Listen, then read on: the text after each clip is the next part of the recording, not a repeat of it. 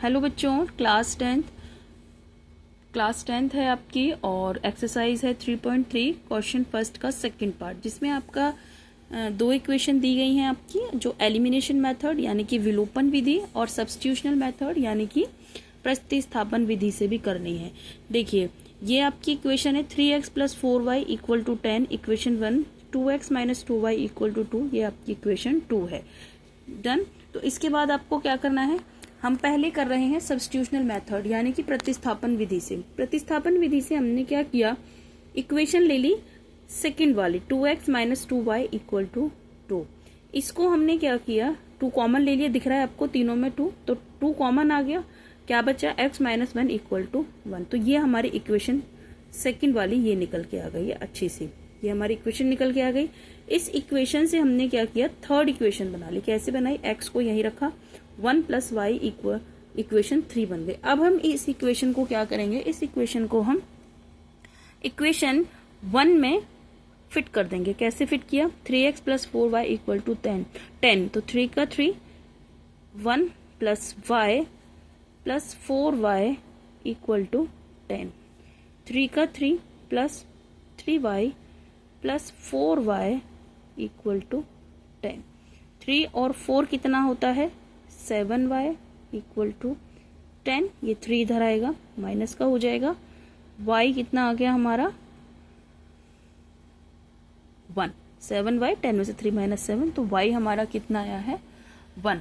y की value हमारी 1 आ चुकी है। जब y की वैल्यू हमारी 1 आ चुकी है तो हमें क्या करना है, x की वैल्यू निकालनी है। x की वैल्यू कैसे निकालेंगे, पुटिंग द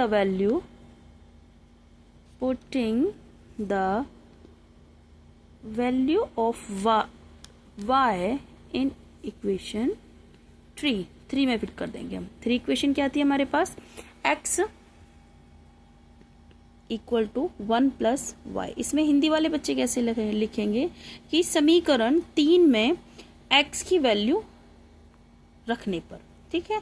तो x = 1 + y, x का x 1 + y 1, तो x की हमारी क्या आ गई, 2 आ गई। x हमारी कितनी आ गई, 2 आ गई। जब x हमारी 2 आ गई तो हम इसको ऐसे लिख देंगे, x है हमारा 2 और y है हमारा 1। डन। ये हमारा हो गया सब्स्टिट्यूशनल मेथड। अब सब्स्टिट्यूशनल मेथड हमारा ये निकल के आता है। देखिए, अब इसी समीकरण को हम करेंगे एलिमिनेशन मेथड में यानी कि विलोपन विधि से। विलोपन विधि से आप कैसे करेंगे, इक्वेशन लिख लो पहले तो, 3x + 4y = 10। ये हमारा हो गया 2x - 2y = 2। 2 समीकरण हो गए, 2 इक्वेशन हो गए। 2 इक्वेशन करने के बाद हम सबसे पहले एनिमेशन में देखते हैं कि या तो हमारा x सेम होना चाहिए या हमारा y सेम होना चाहिए। जब हमारी कोई चीज सेम ही नहीं है तो अब हम इसको क्या करेंगे, ऊपर और नीचे मल्टीप्लाई में डालते हैं। मल्टीप्लाई में कैसे डालेंगे, 3 को 2 से इस वाली पूरी इक्वेशन को मल्टीप्लाई कर दो और 3 से इस वाली पूरी इक्वेशन को मल्टीप्लाई कर दो, ठीक है। तो हमारा क्या आया, 2 3 जा 6x + 2 4 जा 8y = 20, 3 2 जा 6x - 3 2 जा 2 2 है ना, 6y = 3 2 जाएगा यहाँ पे, वही मैं कहूँ 2, 3 2 जा 6। इसको हम x और y को भी मान के लिख सकते थे, अगर हम 2 नहीं मानते तो हम y को भी मान के लिख सकते थे। अब हमने क्या किया है, अब इसमें देखिए, या तो आप साइन चेंज करके कर दीजिए। साइन चेंज करके कैसे करेंगे, ये कट हो गया, ये प्लस हो गया। अब 8 और 6 कितना होता है बताइए, ये माइनस हो जाएगा यहाँ पर। 8 और 6 14y और 20 में से 6 तो 14। y को यहाँ रखा, y की वैल्यू इधर भी 14 इधर भी 14, 14 बन जा 14, 1 आ गई। y की वैल्यू कितनी आ गई, 1। अब हमें क्या करना है, अब हमें वही same condition, putting the value of y in equation 1 में रख लो, 2 में रख लो, किसी में भी रख लो, मर्जी आपकी है। 2x, इसको आप ऐसे भी कर सकते थे, 2 को पूरा कॉमन लेके इसकी इक्वेशन छोटी सी बन जाती, इसको आप ऐसे भी कर सकते थे। ठीक है, आप इसको किसी भी तरीके से कीजिए, आंसर तो वही आना है।